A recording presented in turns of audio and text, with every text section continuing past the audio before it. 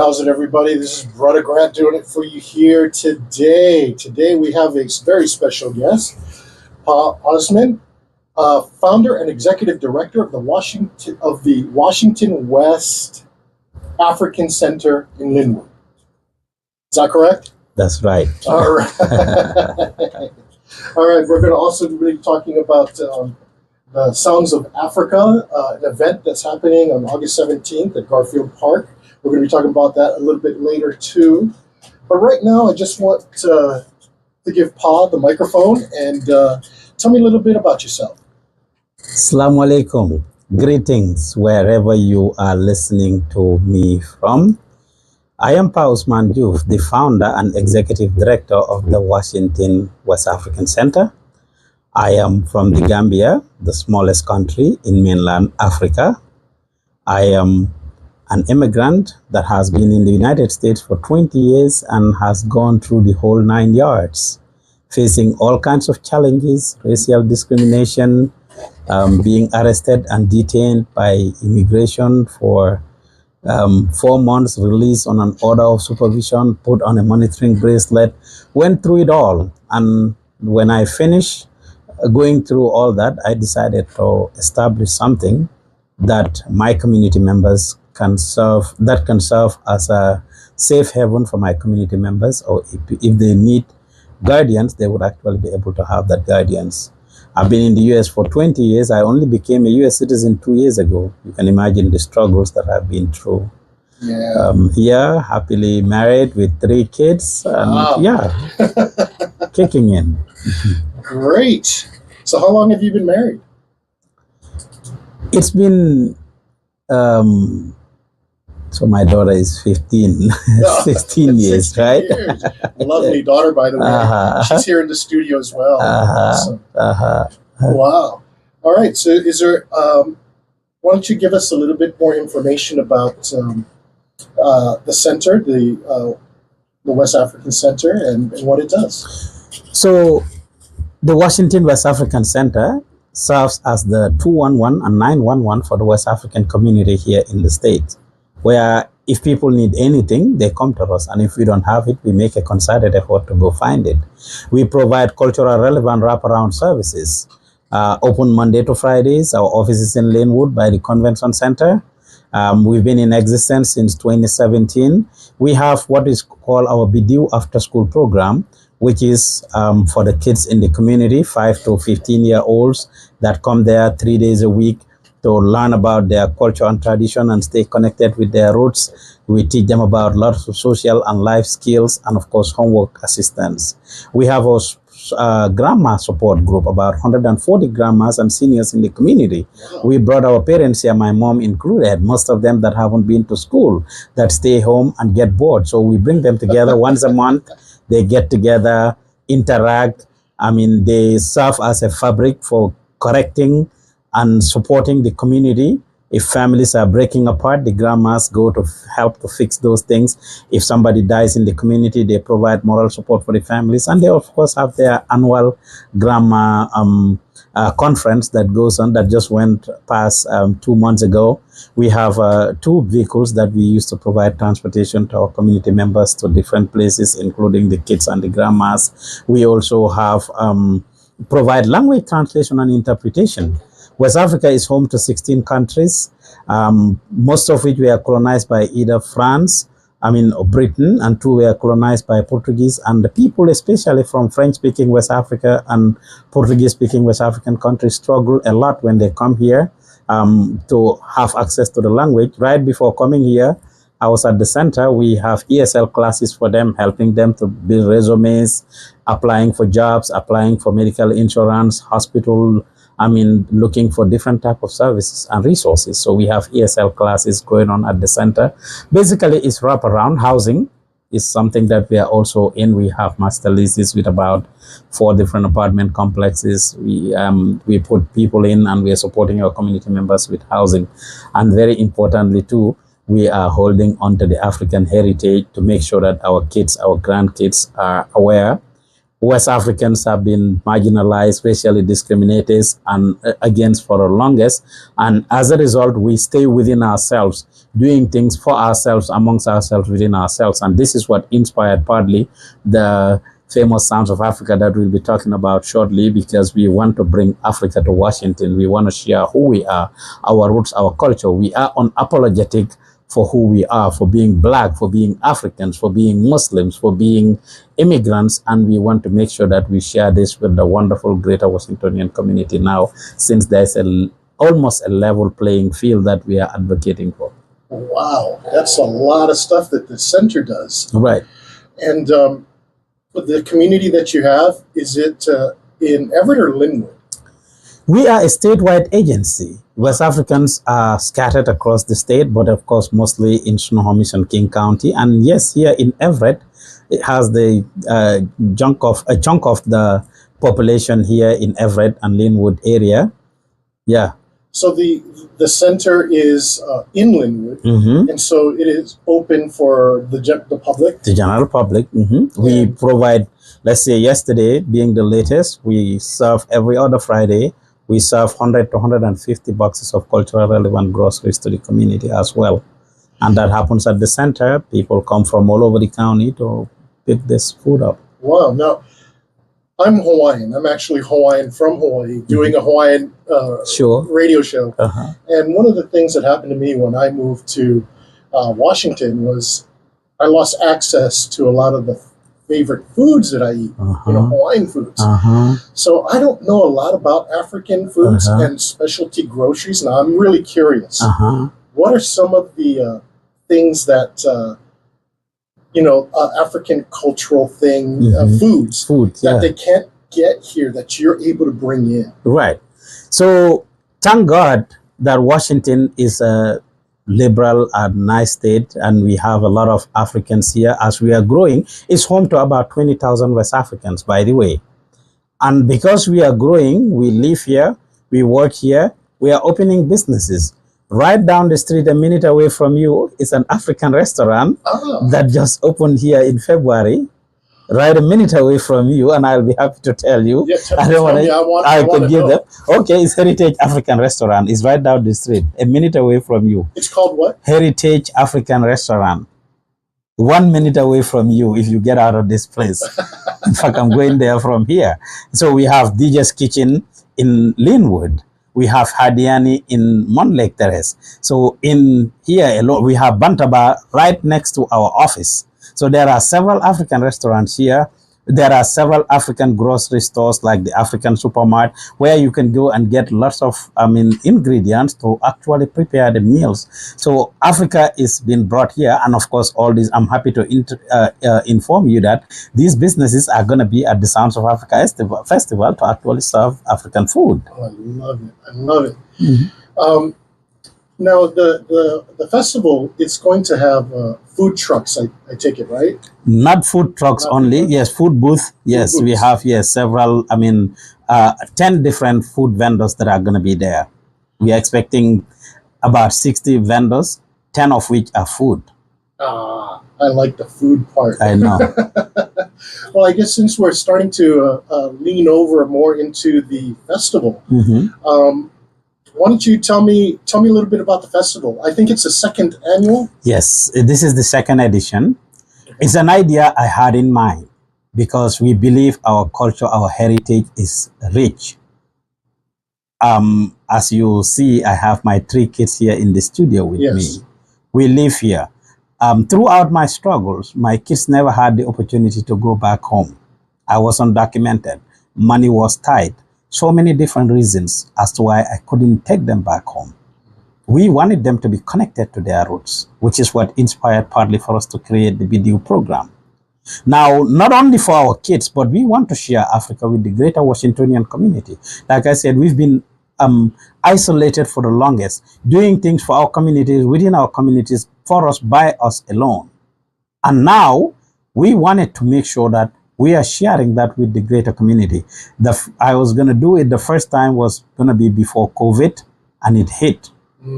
So when the dust settled in 2023, we partnered with Everett Community College right here down the street, and we did it there for 2 days, Friday and Saturday, August 4th and 5th of last year.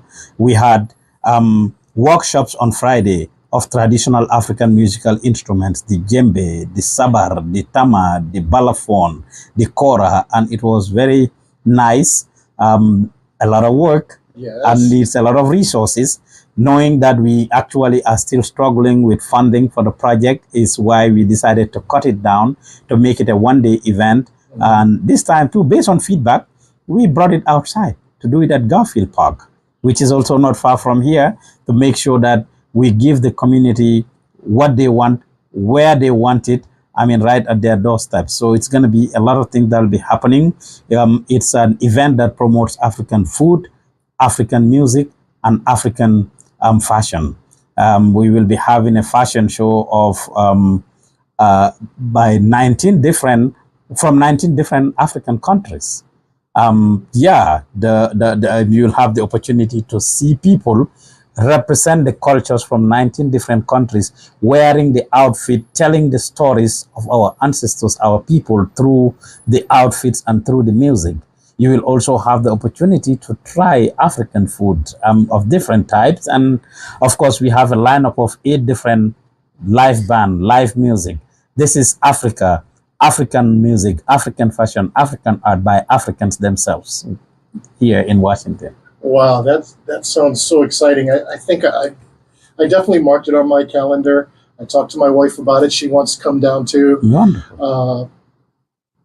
I'm just really excited about it. Thank you. What else do attendees need to know about I think I saw that it is free admission. Yes, it's free admission. It's from 1 to 7 p.m. We'll be there with lots of activities for all demographics, kids, seniors, different people. We are constantly in touch with different stakeholders. Just last week, we had conversations with the Everett Police Department about security, and we are very excited about everything. We believe it's going to be a fun and safe environment where we can all just embrace each other. At the end of the day, when the dust settles, we are all people first. Yes. It doesn't matter what your tribe, what your race, what your background is. We are all people first. It's a beautiful moment right now. The sun is coming out. It's beautiful, and we are looking forward to it on that day. Let's just come out and have a wonderful time, have a blast, enjoy each other, and the opportunity to actually enjoy African culture and heritage.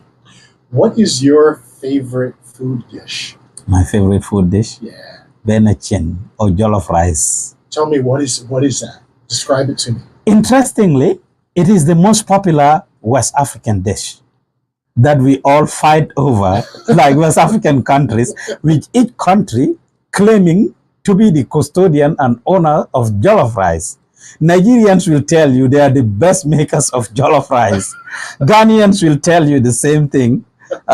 Senegalese will tell you the same thing, and Gambians and Ivorians.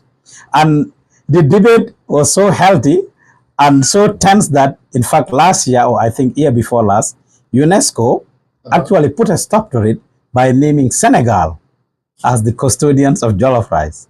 And it will make sense because jollof is indeed a Wolof word. Wolof is my tribe. Okay. My tribe is Wolof. If anybody is familiar with R&B music, Akon, the R&B singer, he's also Wolof. Oh. And Wolof is from a region in Senegal called Jollof. Okay, all right. So Jollof, Wolof. So as you can see, if I was to give you a little rap in Wolof, I would be like, Wahid Isnaini, Mayar sama sikim bam tol ne bu Khumaini, Sukhal sama kham bam ne tololek Imam Ghazali. This is by a Senegalese rapper that would tell you, my Paco tea, rapper buisal dal plastic yi, njol sew tuuti, melni spaghetti, dëkk yombal si tea, di naar pire, mais musuma dem ka naar affaire bu raar. Ya sagar moma yar, my Wolof, dëkk Jolof, di lak Olof. So the language is called Wolof. Olof. Okay. From the region of Jolof, and of course, the tribe is called Wolof. And obviously, jollof rice is from Jollof. So it only makes sense that is from there. And basically, it's our version of fried rice. Fried rice. Oh, I love that would be made with lamb, choice of lamb, fish, or beef, or any other meat that you want to make it with. Very nice and delicious with sides of vegetables and other things. It's very delicious. So is there any special sauce in it that makes it special? No. If you want to go the sauce route, my favorite would be domoda, which is the peanut butter sauce. Over here, a lot of people eat peanut butter with as a sandwich. We actually cook it into a soup, a sauce that is put over rice. Man, that's finger licking, and it's going to be available at the event. Both of them are signature dishes that are going to be available there. On that day, the peanut butter sauce. In fact, Dr. Oz at one point had the peanut butter sauce, the African peanut butter sauce, on his show, in which he was talking about the health benefits of it. Wow.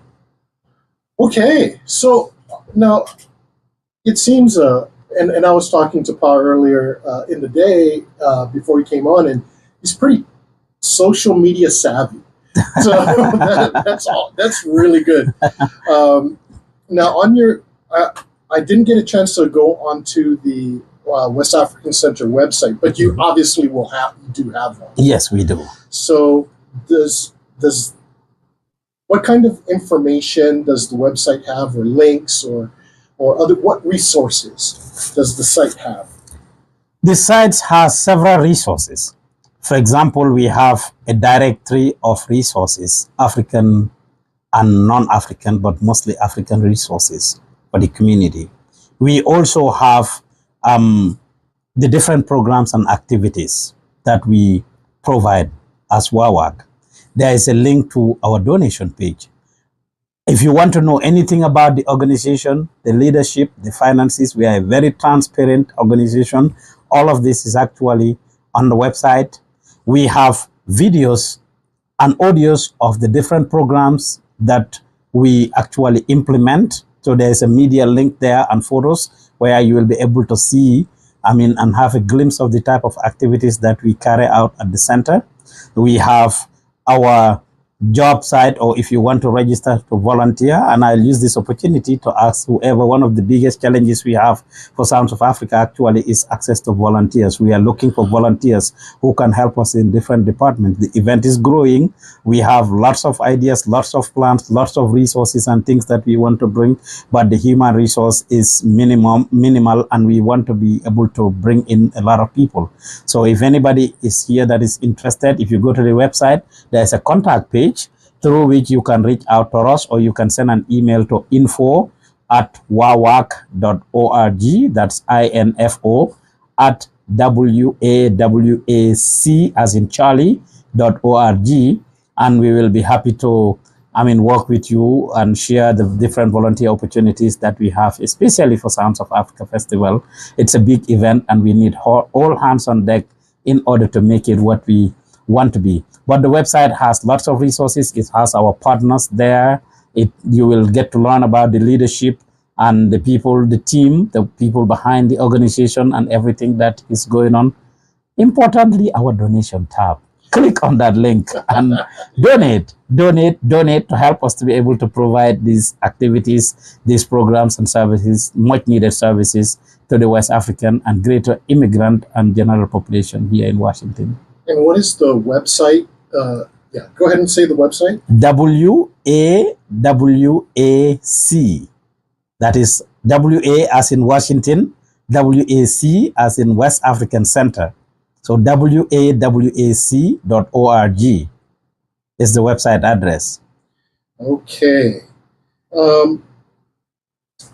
And that has your contact information, everything. Our phone numbers are there, right there on the top. Our email address, there's a contact page. If you just go in there and you click on the contact page, you send a message through that, we will get the information and respond to you at the soonest possible time. I have people asking vendors. We have 78 vendors and we only need 60. I told you that earlier. I said, how do we go about that? That shows the excitement, the willingness, and how people want to be in it. everything African you will find there for the most part. And we also have lots of other resources, non-profit partners that are coming, government entities, different institutions, free resources that will be coming to actually, that have registered to become vendors at the event. So we are very excited, about how everything is going. Great. Okay. Just so that, because I listened to Kevin Henry's thing, why don't you go ahead and pronounce your name and spell it just so that everybody can get it, because I tried. Yes.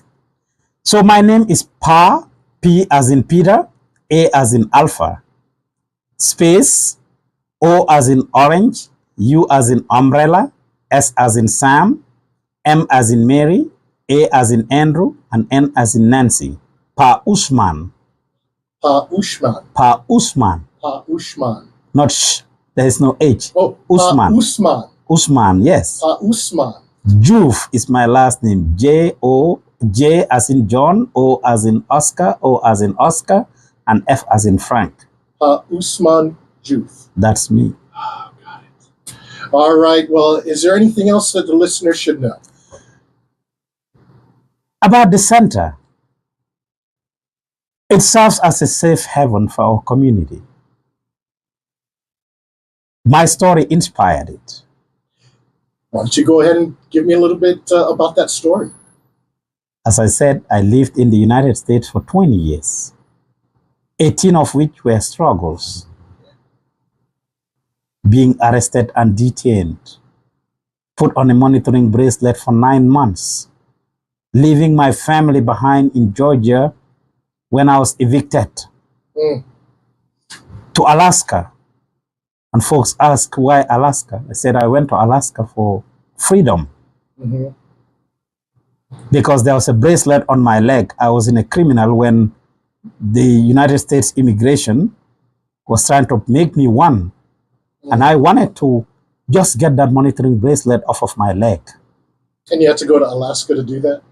Yes, because everywhere else I was to go in the United States, probably they had, from the research that I did, they had a branch there, which, of course, for example, immigration had contracted G4S, a firm, a private security firm, to serve as the monitoring body for people like us that they detained and could not deport back to our countries.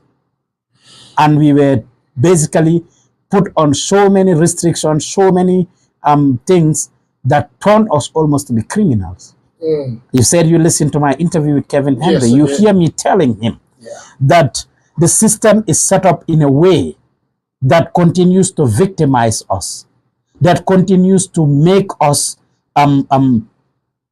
feel like we are criminals, that continues to make us do things that we would typically not want to do. As I said, anything that is in between anyone and their survival, they will do that to break that thing. Right. And whoever inflicts it on us, if they were in a similar situation, they would have done the same thing. That would make them, after setting us up, after putting us through the issues that they put us, eventually they will end up saying black people again, African people again, immigrants again, Muslims again. Right, right. We have been labeled with these names when it is the system that sets us up. And I use the latest example of a community member that wants to get a driver's license and has met all the requirements, but because he has a language barrier, he does not speak English, read or write English, the Department of Licensing cannot get him an interpreter until this minute. From 3 or 4 months ago when this guy applied to, do his driving test. It's very frustrating. Our center is supporting him through this. We contacted them on numerous occasions and they say, oh, we don't have an interpreter. It continued to be pushback. And I had to schedule a meeting with the leadership to say, hey, our office can do this. They said we have a contract with some other entities that can do it. And those entities cannot even recruit somebody. Our West African languages are not written. For anybody that is listening, especially that is in a position of responsibility, that actually deals with West Africans, it is important for them to know that West African languages are not written. Like Korean is written, Chinese is written. A few African languages like Swahili and Amharic could be written.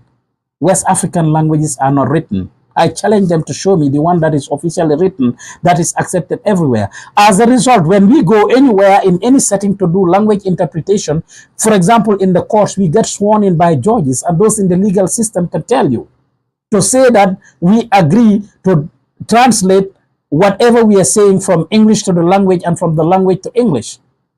Now, there are companies that are trying to cash in on our community to just go and recruit interpreters who they don't vet because they don't have any way of vetting them.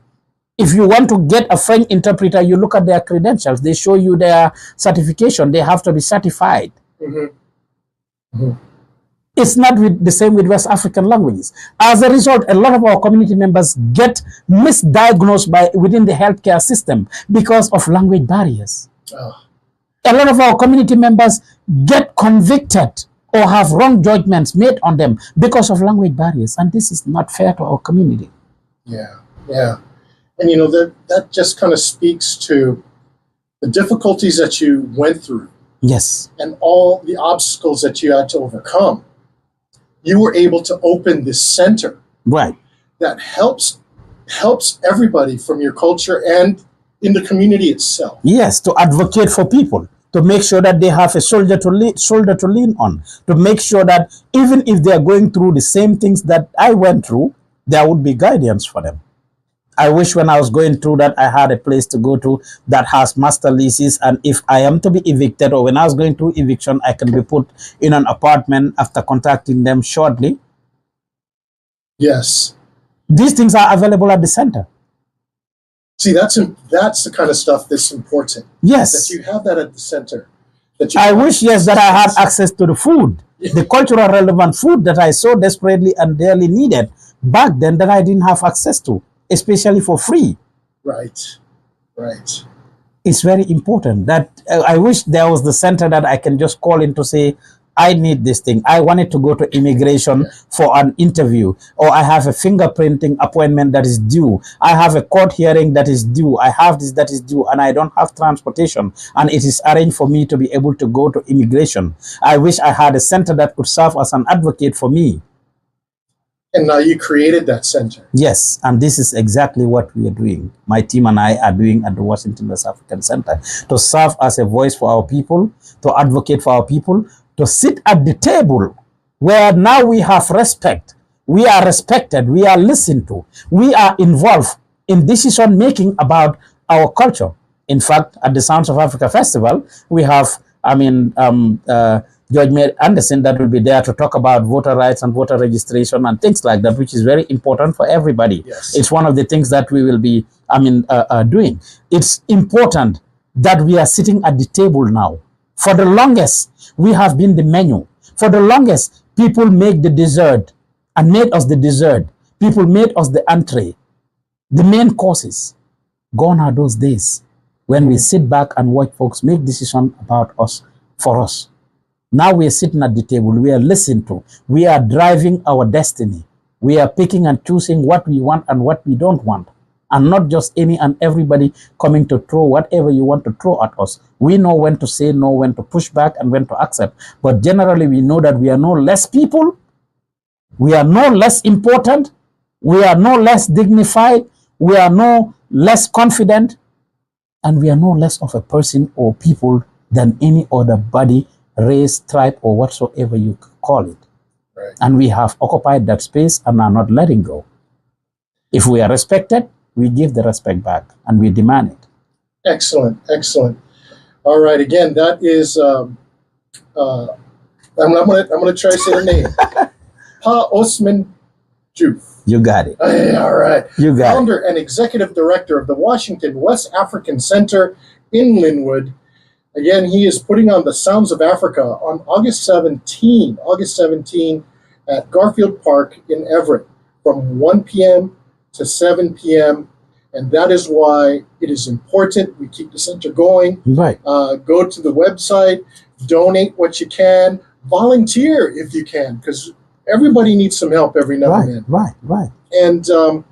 And then we all can meet together at the Sounds of Africa event. Right. All right. Thank you so much for being here today.